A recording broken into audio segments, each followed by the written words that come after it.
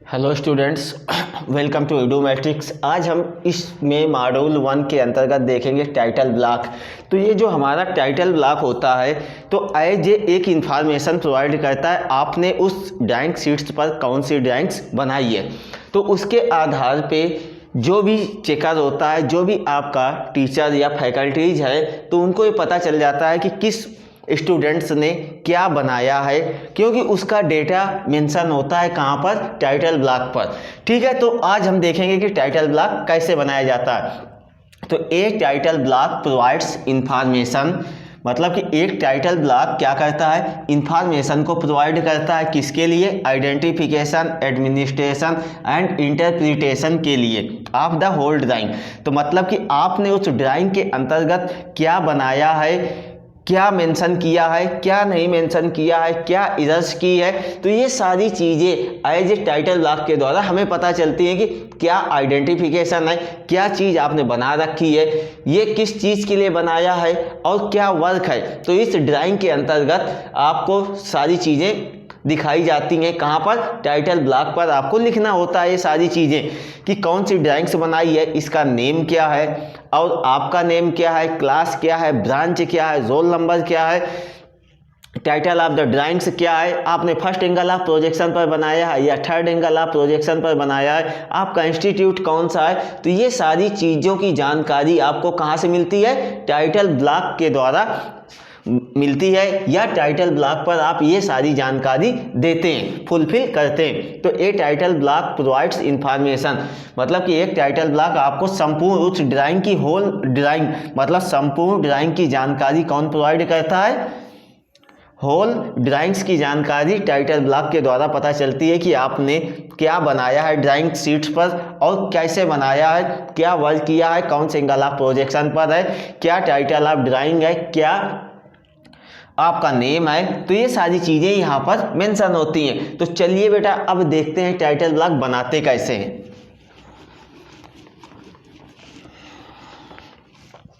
अब title block बनाते कैसे, मैंने मान लिया कि ये कोई हमारे पास इस तरह से एक ड्राइंग शीट्स है, ये हमारे पास कोई इस तरह से एक ड्राइंग शीट्स है। अब ये अनट्रिम्ड साइज में है, तो जब ये अनट्रिम्ड का मतलब होता है इधर उधर डिसबैलेंस कोई भी क्लियर नहीं होती है। मतलब कि आपके पास एक सीट्स होती है कुछ इस तरह से, ये सीट्स है, तो आप क्या करते हो, इसको दो इक्वल पार्ट्स पर डिवाइड कर लेते हो। तो तीन तरफ से तो एज ए जैसी मैन्युफैक्चर होके आई है ट्रिम्ड साइज पर, तो वो तो आपको दिखती है। लेकिन दूसरी तरफ से जब आप ब्रेक करते हो, चाहे कटर से या कैंची से या ब्लेड के थ्रू, तो आप क्या करते हो कि वहाँ पर एक तरफ से जहाँ से आप ब्रेक करते हो तो यहाँ से कुछ ऊपर नीचे आ जाता है। तो जब ये ऊपर नीचे आ जाता है तो उसको मेंटेन करने के लिए एज ए मार्जिन लाइंस का यूज किया जाता है। तो अब ये मार्जिन लाइंस क्या होती हैं, तो क्योंकि अब सीट आपकी अनट्रिम्ड हो गई है, ट्रिम्ड नहीं है, मतलब वेल शेप पर नहीं है, अब आपकी एक तरफ से सीट अनट्रिम्ड हो चुकी है।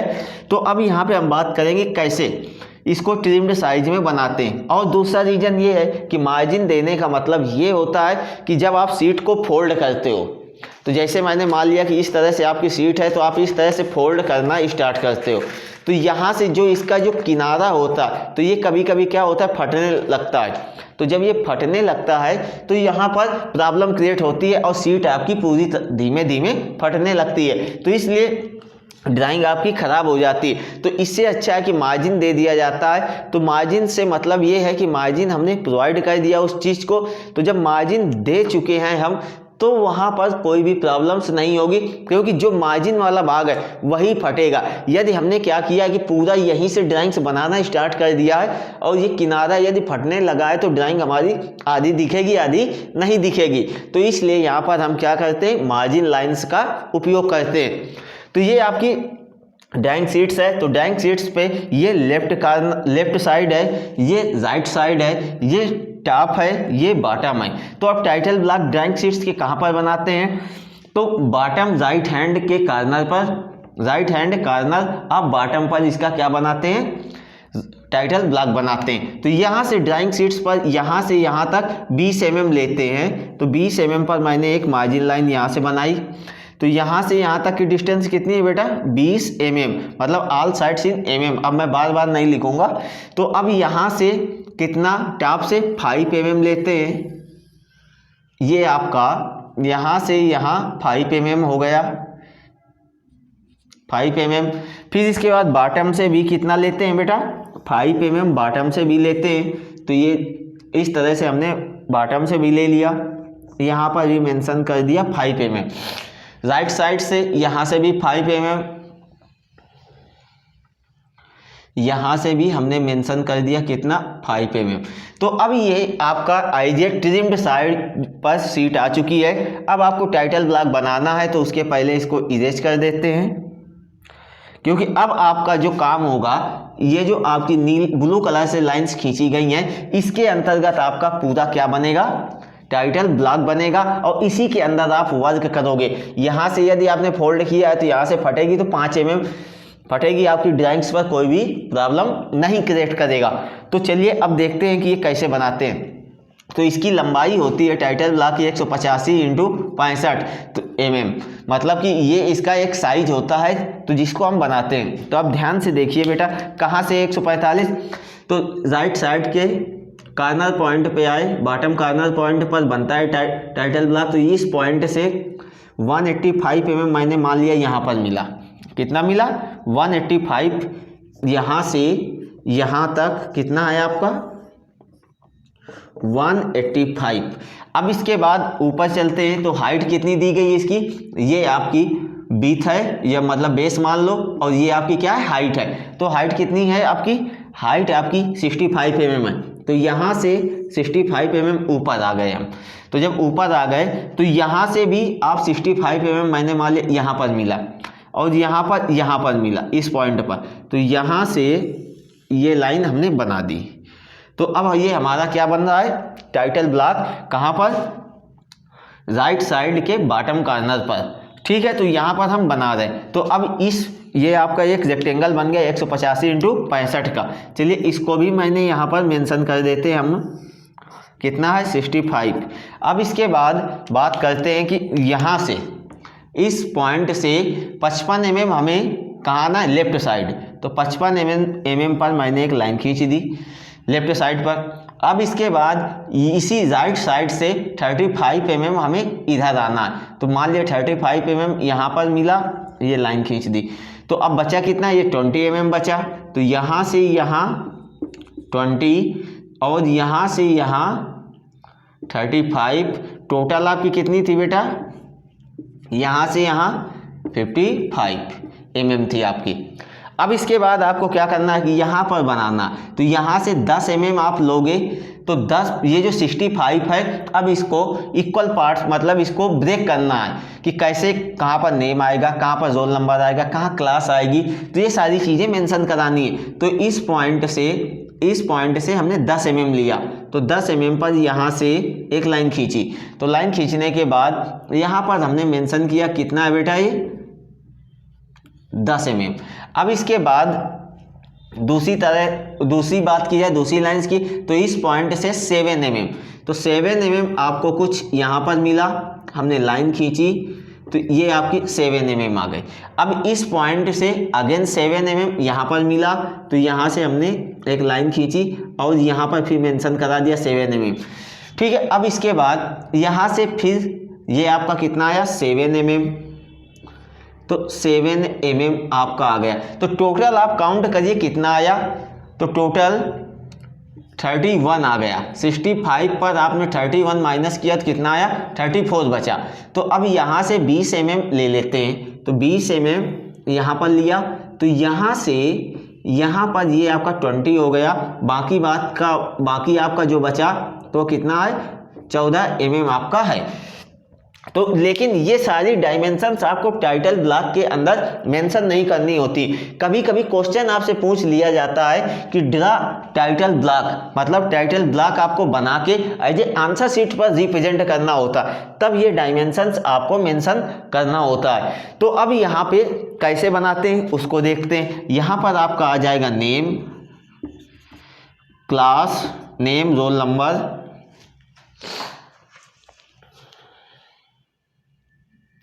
नेम, रोल नंबर,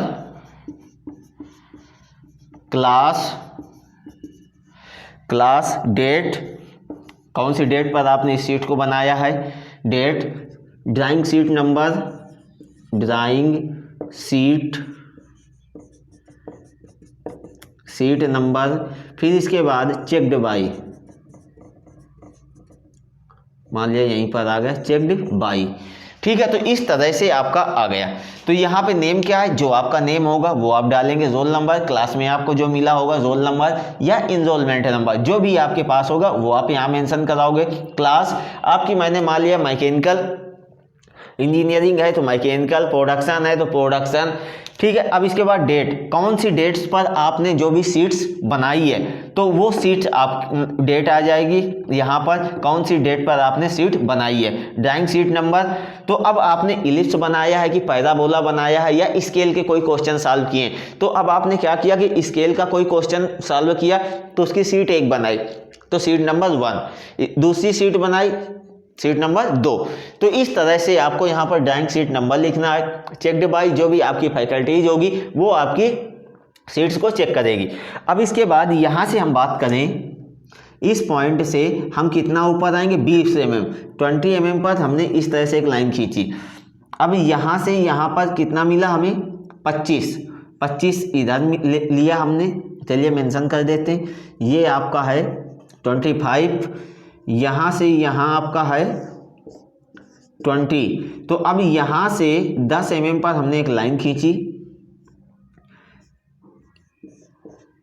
10, ठीक है। तो यहाँ पर आपका आ गया स्केल, अब यहाँ पर आ गया आपका title of drawing, title of drawing. अब यहाँ पर क्या आ गया आपका इंस्टीट्यूट नेम आपका आ गया। तो अब जो जिस भी कॉलेज में या यूनिवर्सिटी पे आप स्टडी कर रहे होंगे तो वहाँ का नाम आपका आएगा। यहाँ पे स्केल की बात आई तो इसके नीचे एक सिंबल बनेगा कि आप फर्स्ट एंगल ऑफ प्रोजेक्शन पर कार्य कर बनाया है ड्राइंग को या थर्ड एंगल ऑफ प्रोजेक्शन पर। First angle and third angle of projection पर हमारी ड्राइंग्स बनाई जाती हैं। अब इसके बाद यहाँ पर टाइटल ऑफ ड्राइंग पर आप क्या नाम लिखोगे, जैसे हमने अभी स्केल की बात की थी कि स्केल की सीट 1, 2 बनाई है तो यहाँ पर प्लेन स्केल की है तो प्लेन स्केल, डायगोनल स्केल की है तो डायगोनल स्केल, जो भी आप बनाया होगा आपने सीट्स पर उस चीज़ को यहाँ पर मेंशन करोगे। तो अब ये आपकी इतनी भाग में बच जाती है क्या, ड्राइंग सीट, जहां पर आपको ड्राइंग्स बनानी होती है। अब इस टाइटल ब्लॉक को हटाने के बाद जो भी स्पेस बचता है वहां पर आपको ड्राइंग्स बनानी होती है। तो इस तरह से ये हमने अभी सीखा कि टाइटल ब्लॉक कैसे बनाते हैं और इसका इंपॉर्टेंस क्या है। अब यहाँ पे आपने लिख दिया प्लेन स्केल और बनाया आपने पैराबोला है तो सीट्स आपकी गलत हो गई, मतलब कि आपका क्वेश्चंस गलत हो गया जो भी आपने ड्राइंग्स बनाई। तो यहाँ पर सारी इंफॉर्मेशन आपको प्रोवाइड होगी, फिर ठीक है, और आइडेंटिफिकेशन किया जाएगा क्या बनाया है, कौन सी सीट है इस चीज़ की, तो ये सारी चीज़ें यहाँ पर मेंशन होती हैं। तो अब ये टाइटल ब्लॉक आपका हो गया। अब आगे चलते हैं कि लाइंस क्या होती हैं। तो अब लाइंस का क्या इंपॉर्टेंस है, अभी तक हम कोई भी लाइंस खींचते हैं तो कोई प्रॉब्लम नहीं थी, लेकिन एज ए इंजीनियरिंग ग्राफिक्स पर हर एक लाइंस का अपना अलग अलग इंपॉर्टेंस होता है, अपना अलग अलग महत्व है। चलिए अब बात करते हैं लाइंस की। लाइंस, अब ये लाइंस हमारी क्या होती हैं, तो लाइंस क्या है, कोई भी ड्राइंग बनाने के लिए डिफरेंट टाइप्स की लाइंस की रिक्वायरमेंट होती है। अब उन लाइंस को मिला के हम क्या कहते हैं, एज ए ड्राइंग्स बनाते हैं। जैसे कि हमने पिछले वीडियो में देखा था, किसमें वीडियो है मतलब हम लोगों का पिछला वीडियो, तो वहाँ पर ड्राइंग इंस्ट्रूमेंट्स की बात की थी, तो वहाँ पर पेंसिल्स की बात की गई थी। तो वहाँ पर बहुत सारी पेंसिल थी, hard grade pencil, medium grade pencil and soft grade pencil. तो वहाँ पर हमने कौन सी पेंसिल्स का उपयोग किया था, मीडियम ग्रेड पेंसिल्स का उपयोग किया था, H2H एंड HB पेंसिल्स का उपयोग किया था। तो अब उन पेंसिल्स की हेल्प से सारी लाइंस खींची जाएंगी और उन लाइंस का अपना अलग अलग महत्व होता है। चलिए देखते हैं क्या है इसकी डेफिनेशंस। तो डेफिनेशंस क्या है, engineering drawings are prepared with the help of with the help of symbolic lines. ठीक है, तो अब यहाँ पर ये सिंबॉलिक लाइंस की बात आए तो हिंदी में इसको बोलते हैं प्रतीकात्मक। तो यहाँ पे इंजीनियरिंग ड्राइंग जो भी बनाई जाती है तो एज ए सिंबॉलिक लाइंस से बनाई जाती है, मतलब जो भी हमारी प्रतीकात्मक रेखाएं होती हैं उनसे मिलके इस ड्राइंग्स को तैयार किया जाता है। तो अब उनकी सहायता से इस ड्राइंग्स को तैयार किया जाता है। तो अब यहाँ पर ड्राइंग्स बनाने के लिए बहुत सारी लाइंस की रिक्वायरमेंट होती है, तब हमारी एक ड्राइंग्स तैयार होती है। अब वहाँ पे अभी तक कोई भी लाइंस होती थी, आपसे बोला गया कि इन्फिनिटी तक जाना है तो इस तरह से आपने डॉट डॉट लाइंस खींच दी, लेकिन अब यहाँ पर ड्राइंग्स सब्जेक्ट या ग्राफिक्स सब्जेक्ट पर ये डैश डैश का मतलब भी अलग होता है, यहाँ पर मीनिंग अलग है। आपने कुछ भी किया इस तरह से लाइंस खींचते गए तो कोई मीनिंग नहीं थी, लेकिन अब हमें क्या है कि हर एक चीज़ लाइंस की अलग मीनिंग्स होती हैं। तो अब ये जो अब हमारी लाइंस आएंगी तो ये लाइंस क्या हैं, कौन से स्टैंडर्ड को फॉलो करती हैं, bureau of Indian standard, bureau of Indian standard के नियम को फॉलो करती हैं। तो मतलब कि इसको बोलते हैं BIS सिस्टम के अंतर्गत ये हमारी काम करती हैं। तो जो लाइंस बनेगी वो हमारी कैसी होगी, ब्यूरो ऑफ इंडियन स्टैंडर्ड के आधार पर बनाई जाएगी, BIS पर।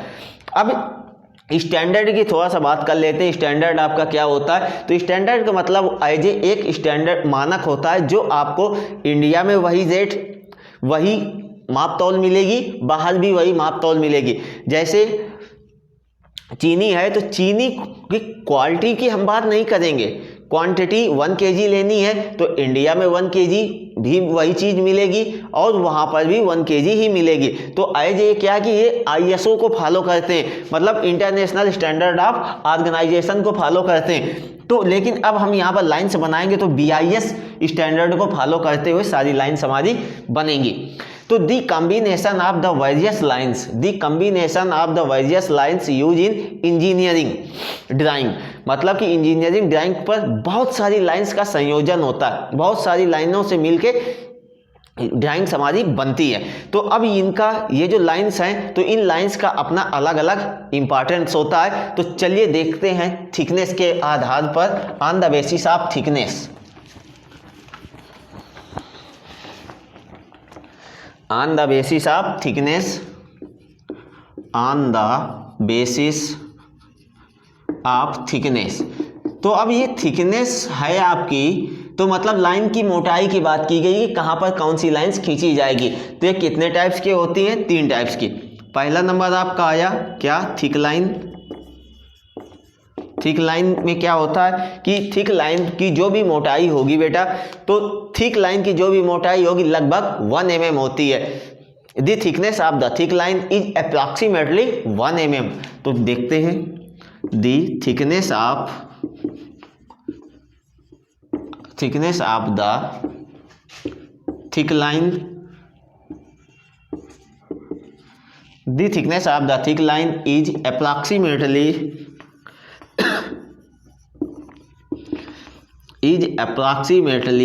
1 mm, मतलब लगभग इसकी मोटाई जो होगी 1 mm के बराबर होगी। ठीक है, अब इसके बाद दूसरा नंबर आपका आता है medium line.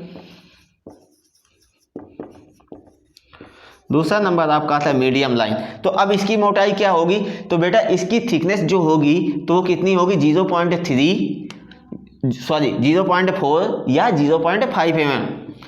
The thickness of the medium line is approximately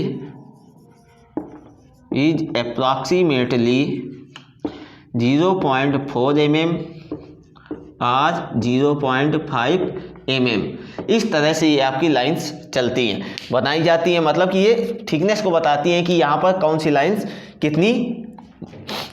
lines की कितनी थिकनेस होगी। तीसरा नंबर आपका आता है थिन लाइन। तो थिन लाइन का मतलब क्या होता है, तो यहाँ पर जो थिकनेस होगी 0.3 mm होगी। तो क्या होगी, the thickness of the thin line is approximately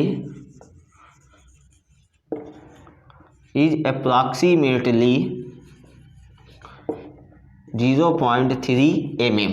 ठीक है, तो इस तरह से ये आपकी थिकनेस के आधार पर आपकी कितनी लाइंस है, 3 लाइंस, 3 प्रकार की लाइंस होती है, thick line, medium line and thin line. तो इस तरह से थिक लाइन की मोटाई कितनी होती है, लगभग 1 mm। मीडियम लाइन की मोटाई कितनी होती है, 0.4 mm या 0.5 mm। थिन लाइन की मोटाई कितनी होती है, तो थिन लाइन की मोटाई 0.3 mm आपकी होती है। तो चलिए अब आगे चलते हैं कि ये तो लाइंस की बात हो गई on the basis of thickness के आधार पर आपकी लाइंस कितने प्रकार की होती हैं, तो वो हमने देख लिया, thick line, medium line and thin line. अब देखते हैं for different purpose of the lines of different constructions lines, मतलब कंस्ट्रक्शन लाइंस पर कौन कौन सी लाइंस उपयोग की जाती हैं, यूज की जाती हैं। तो चलिए देखते हैं, ये आपकी कुछ 7 टाइप्स की लाइंस होती हैं। तो देखते हैं कौन कौन सी लाइंस हैं और इनका यूज कहाँ पर किया जाता है। कुछ लाइंस हैं उनके बारे में जानकारी लेते हैं। For different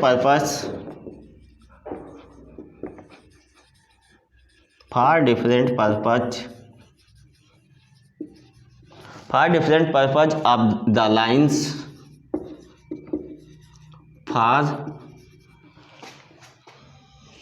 for different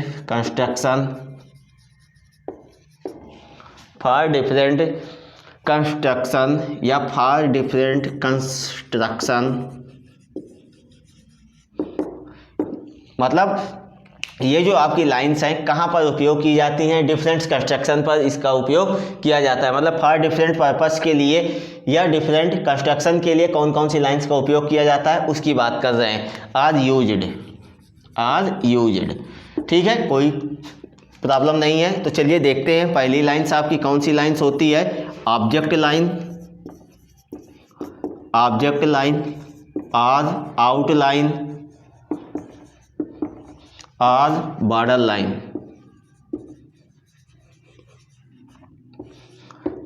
line, तो इस तरह से ये हमारी लाइंस होती है। तो पहली लाइंस का नाम है क्या, object line, or outline, or border lines. तो इसको और प्रिंसिपल लाइन के नाम से भी इसको जाना जाता है। तो अब यहाँ पर इतने नाम हैं इसके, तो इतने नामों से यदि इसको जाना जाता है तो इसका मतलब क्या है कि जनरली ये नाम तो बहुत हैं, लेकिन जनरली ये कौन कौन से नाम से जाना जाता है, तो ये ऑब्जेक्ट लाइंस या आउटलाइन के नाम से इसको ज़्यादा जाना जाता है। ठीक है, तो चलिए देखते हैं कि ये आउटलाइन या ऑब्जेक्ट लाइन आपकी कैसी होती है। तो चलिए देखते हैं, यहाँ पर मैंने ये कोई एक ड्राइंग्स बनाई, तो जब हमने इसको बाहर से देखा, फ्रंट से देखा, तो हमें क्या दिखाई दी, इतनी लाइन्स ही तो दिखाई दी, यही पार्ट्स तो हमें दिखाई दिया, इसके अंदर का तो हमें कुछ नहीं दिखाई दिया। तो जब ये ड्राइंग है तो बाहर से हमने देखी, या कोई भी ऑब्जेक्ट है तो इसको बाहर से देखा तो हमें यही तो सिर्फ लाइन्स आपको दिखाई दी। तो ये लाइन्स आपकी कैसी होती है, कंटिन्यूअस लाइन्स होती है। ये लाइन्स आपकी कंटिन्यूअस लाइंस होती है, विजिबल लाइंस होती है। तो ये लाइंस आपकी visible, continuous,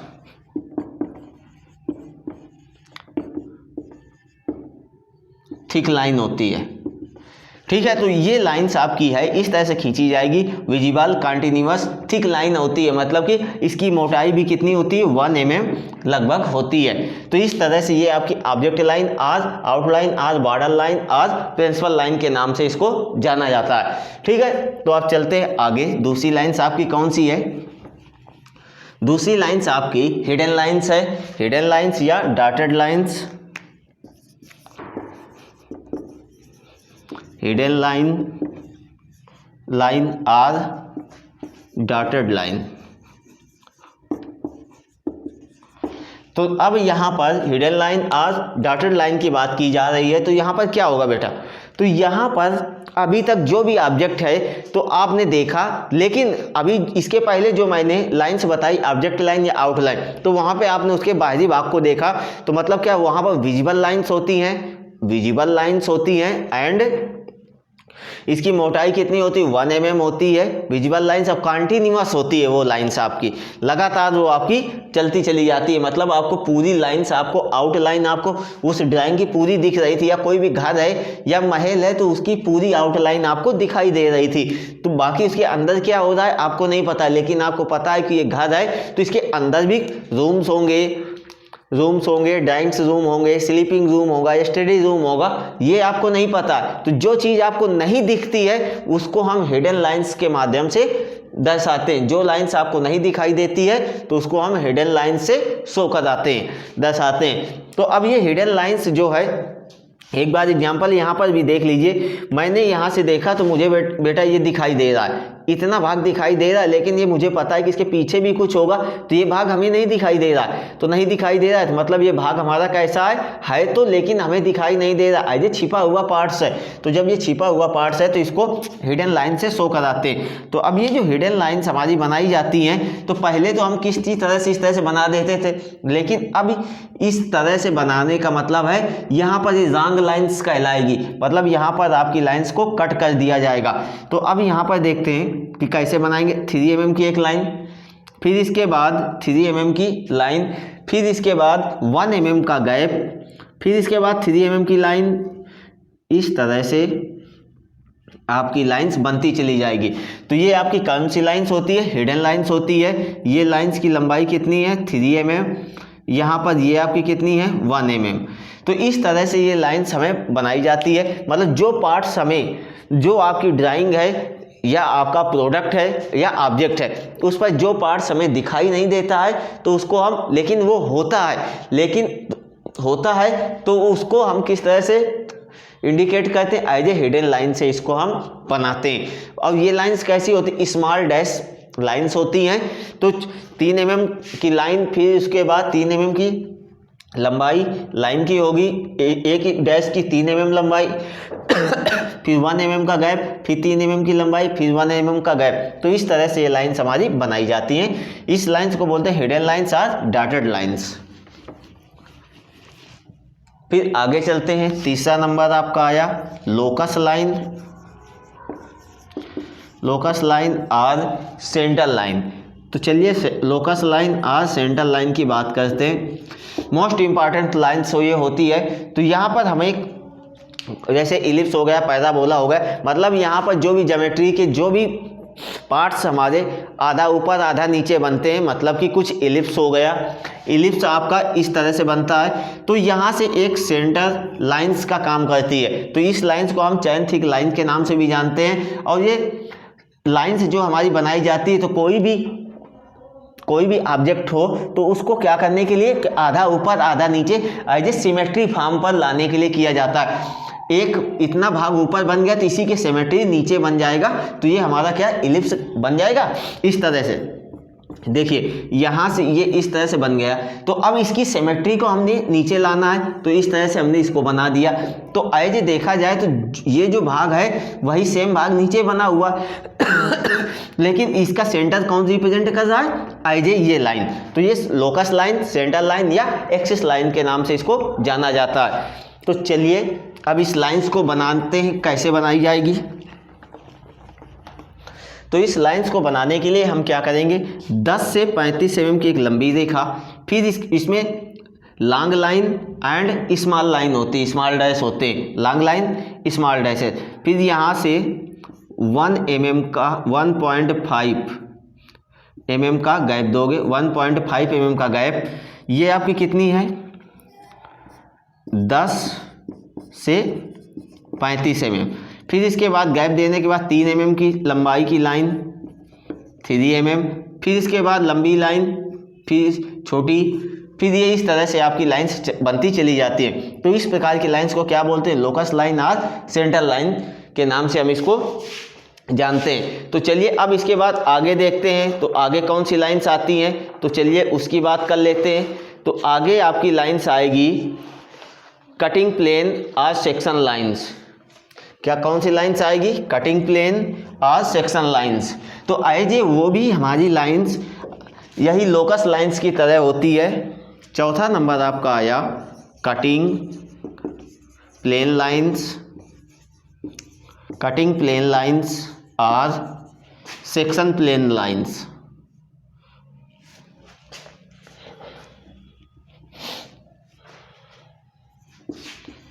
are section plane line.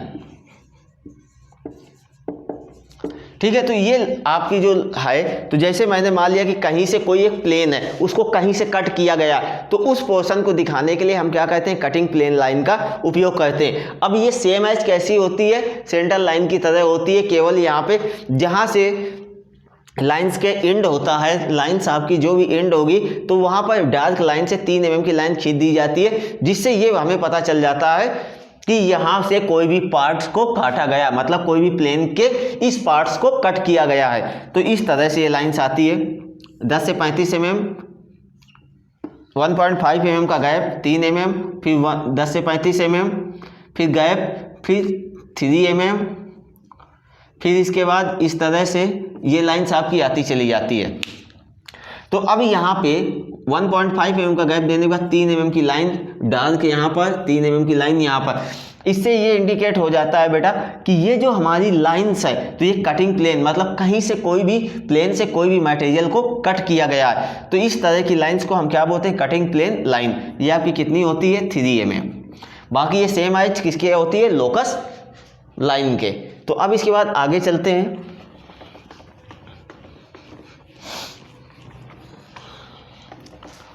अब इसके बाद आगे देखते हैं, आगे आपकी आती है 5 नंबर डिटो लाइंस।